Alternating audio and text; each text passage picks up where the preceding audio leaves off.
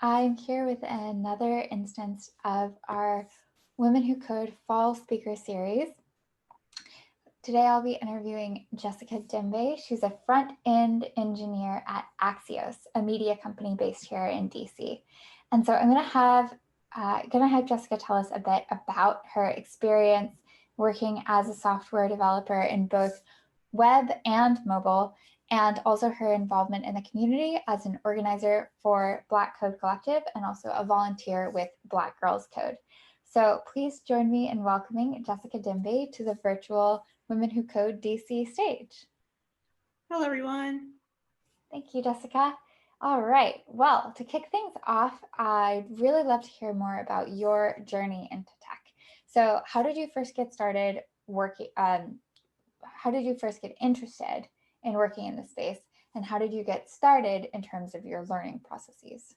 Sure. I only realized tech as a career when I was taking a computer science or computer applications class in the 11th grade. And then my teacher at the time thought, thought I had the talent for it. Then I took AP computer science. At the time, I thought I would never use it, and I didn't like how complex it was. So quit that for a few years, and then I revisited the career later on, like several years long, like maybe 7 8 years afterwards. Um, so from there, I kind of did an assessment of what I wanted to do in a career, which was to make the internet usable for people. So from there, that's when when I thought I had the idea of doing this career, I started self-teaching myself. Then I decided to kind of accelerate my learning in a coding boot camp. And then that's what launched me to my career today. I love that response because it shows that the journey isn't necessarily linear and that you can get some exposure to software engineering and then go away from it for a while and then get really excited again, do some self teaching, find resources like a boot camp, and then end up with a successful job at a promising company. So I think that it's really useful to look back on our own stories and realize that they don't have to be a straight and narrow path. So Right. thank you so much for talking about your experience. I'd love to hear a bit more about what it's like working at Axios. Sure. Working at Axios, it's been interesting because it's a startup. It's been news, and people are really driven. I've worked with really driven people, and that's what I really enjoyed about it. And people who are really smart, and people who are very mission focused. So that's some of the things I've liked working at Axios, and just very nice people, and that are willing to help you learn and willing to help you like ask questions or answer questions. Just very open, collegiate people. So Very nice. that's kind of a taste of what it's like. Sounds like a positive culture. Yes. And do you know if Axios is currently hiring? Yes, I don't have that list. I have another hiring for a senior React Native engineer, but I can provide the general like catch-all job application. I can provide that in the channel after our talk. All right, that sounds good. Um, so in your previous answer about how you got interested in working in tech, you mentioned that your goal was to make the internet useful for people.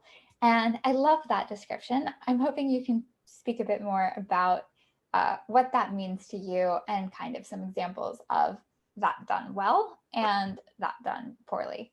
Sure. So before I got back into software engineering, my career, I was in public health and disability and mental health. So one big aspect of disability is Section 50 is the Section 508, basically accommodations for people with disabilities. And as some may know, the internet's not really a usable, some of the internet, it's not really a usable place for individuals with a disability. So how do I make it so that people who can't use a keyboard, I mean, people who can't use a mouse, who can't see, who have vision impairments, people who have hearing impairments, how do I make it so that they can have a good experience on the internet and right now in mobile phones? And so my kind of job is to enhance experience and to kind of make and to follow that lead of that accessibility is not it's not a nice to have, it's something that you must have. So that's kind of been my driving force in my career so far in front end development. And I guess tech plays a really important role in promoting accessibility.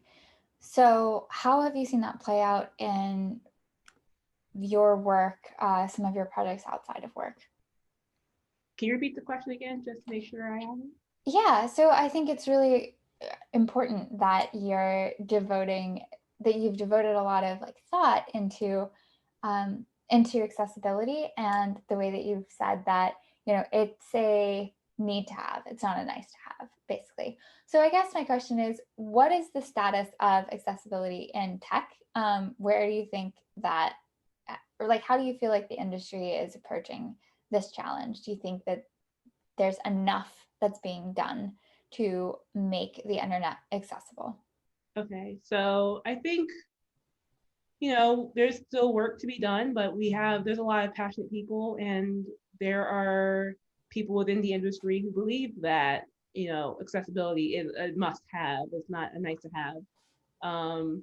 One thing that you'll see a lot is semantic HTML, for example, and labeling and, proper use of using buttons versus, just using sections. So I think the straight is pretty strong in that it's evolving, but I think with developers, it's kind of, how do I say this? Making sure from the get-go that accessibility is important.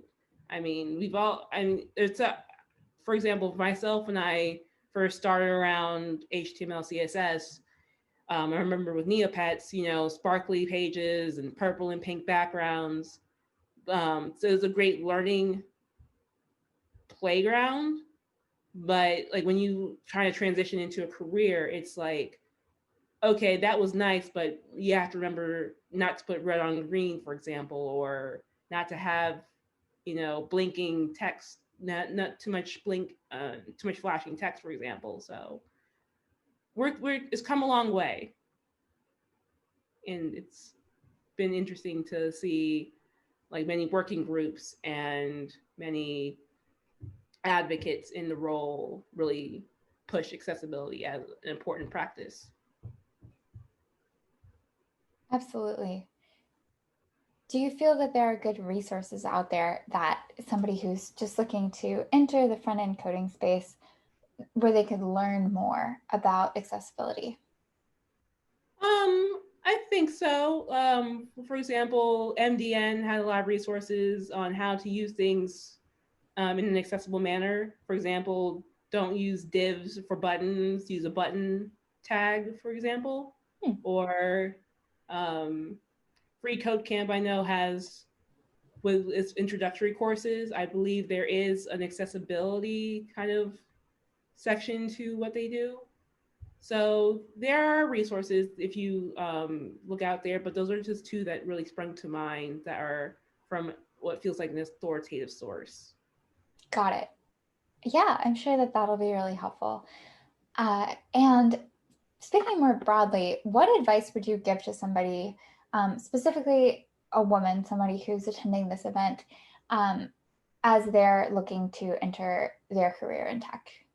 I would say ask questions, ask a lot of questions. Don't be afraid to introduce yourself to people. Um, you know, the more questions you have, I think, the more once you get those answers, I think the more armed you will be on what it takes what to expect from his career, path. So my whole thing is in networking is a really big part of that. So I would say network often, even though, and yes, I understand that with COVID, it's really been hard for people to network. But now we have like the Slack channel, for example, just asking a general question goes a long way into your learning and then showing someone else that like this is something that I'm interested in. So that's kind of what my advice would be.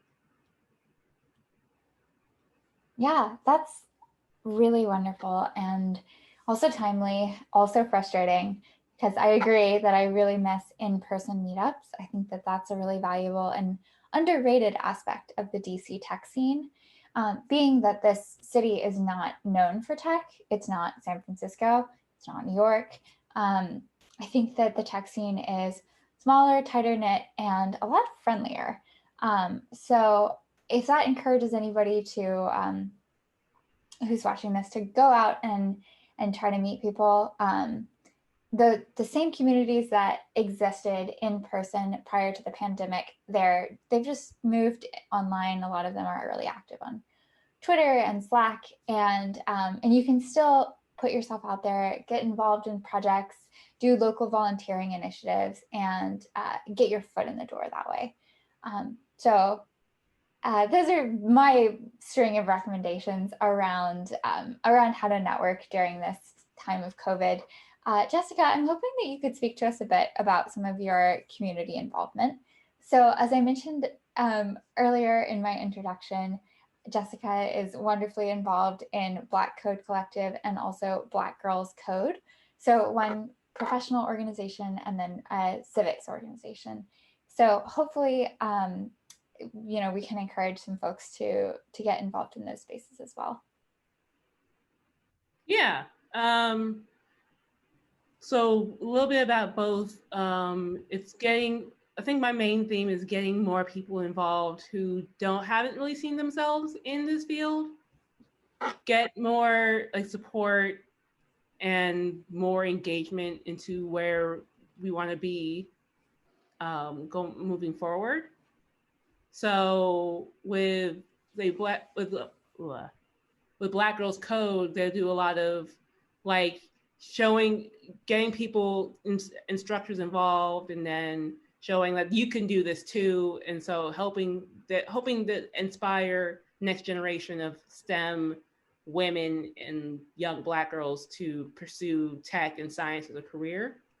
And then as for Black Code Collective, it's encouraging, and it's more of a space so I can learn and grow, and again ask more questions of developers who look like me and may have been through experiences that I've been through. So much like Women Who Code, it's a space where that has helped foster my development as a software engineer. Awesome to hear that. Yeah, some really good additional organizations for folks to look out for and get involved in.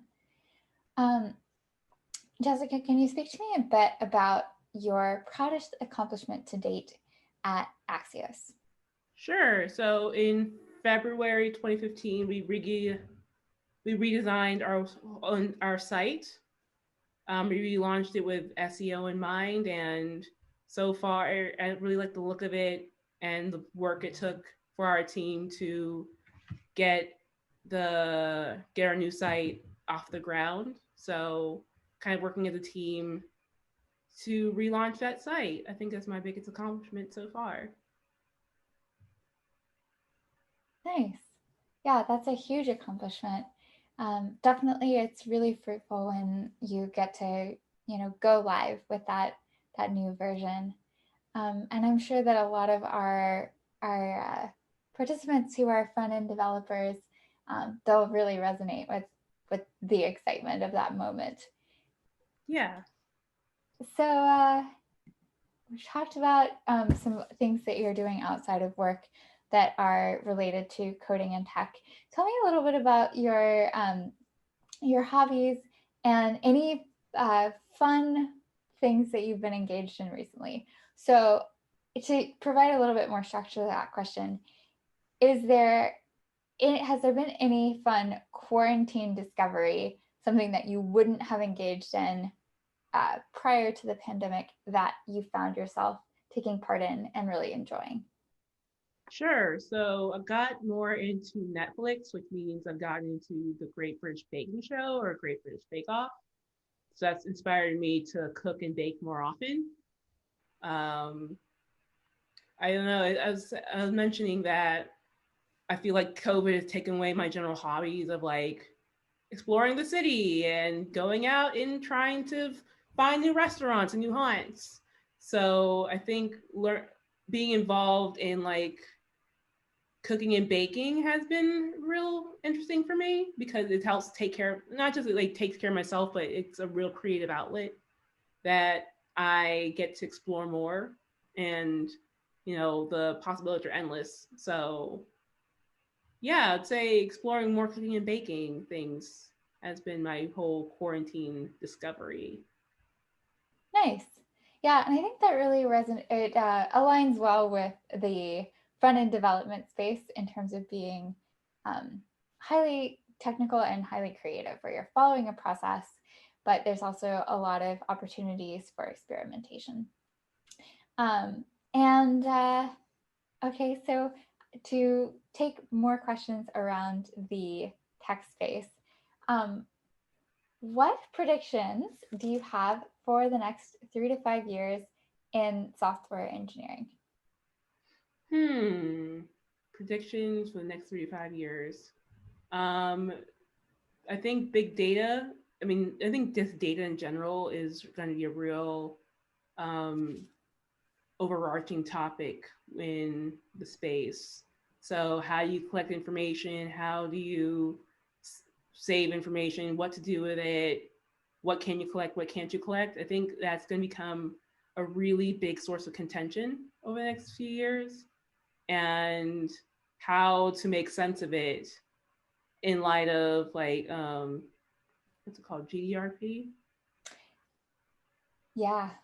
Yeah, just making sense of data and the amount of data that we're getting, and what do we need and what don't we need.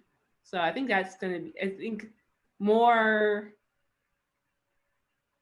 data. I want to say, I'm not legislation, but it's just more conversation than what we're doing with data. I Yeah. think is a big thing. Yeah. So to build on that, the GDPR regulations that were put through in Europe, they're really influencing how even US companies are tackling their data questions, right? So yeah, I certainly agree that that will be a huge impact that's overarching and will continue to snowball over time. We're collecting data in ways that weren't possible just a decade ago. Um, and so then the question of what is fair to do with that information. Um, yeah, I think that's a really strong prediction. Um, and there's a lot of interesting things that I could build on in that direction, but I want to keep this focused on your experience as a front end developer. And so let me ask then, what do you think is your superpower when it comes to what you offer in the workplace? I ask a lot of questions. Sometimes sometimes I'm a little bit too soon to the races when I'm like asking questions and trying to like get information or trying to figure something out. But I think looking at things and coming to a problem and just knowing, okay, I don't have all the answers. What do I know? What don't I know? Kind of asking yourself those questions and then going to figure out, okay, should I play around in this code base a little bit to find more questions, so I can find answers? Should I then ask someone else? So it's kind of asking a lot of questions, I think, would be my main superpower. And with that, asking a lot of questions, it builds your communication And how to be a highly effective communicator is also a really big superpower that I think I have, because this is a field that really values people who communicate well, because you can get kind of fall into the trap of not doing that. So yeah, I think that's what my superpower would be. I think more about it. I really appreciate that. Yeah, I think asking great questions is a really underrated skill, but is super useful in the workplace and your interactions with people in day to day life. So it's definitely something worth considering. So I'm going to turn now to questions from the audience. And if you have a question for Jessica and you're watching this, please make sure that you're submitting it in Slido. This is where we'll be aggregating all of our community questions. For example, Jessica, what is the best / worst trend in front end design right now? Design. That's a good question. I think I always think overdoing things is never a good idea. Imagine what your user wants, not what you think. Like, I think of design as like giving the user the basic like features that they need, and not overthinking and not over designing is kind of a special skill that designers can have. But um trying to think. That's a very good question. I'll think more about that. Okay, maybe we can return to this. You made me smile earlier when you talked about Neopets and the over designing that the kids were engaged in on that platform, which for many of us was the first introduction to HTML, CSS, and JavaScript. So interesting. Yeah, it's interesting that it remains a challenge that even enterprises struggle with. They have this tendency sometimes to potentially over design, and a very mature response to encourage designers to kind of pull back and figure out what does the user really need, and also how can you use the internet platform to help encourage and promote accessibility. So to keep things going along those lines, can you speak a bit to the intersection between accessibility and assistive technology? Sure. So think of your iPhone, right? There's VoiceOver, which can read your entire screen and help. You can use your voice as a control. And so one thing I've been battling with recently is how to make sure that if a user is using their phone as their controls, how do you make sure that you can go through the entire experience without getting trapped or without being quote unquote lost in the app. Mm-hmm. So again, something I've learned through doing more of with assistive technology in that regard is, how are we building this so that our technology is kind of understand each other.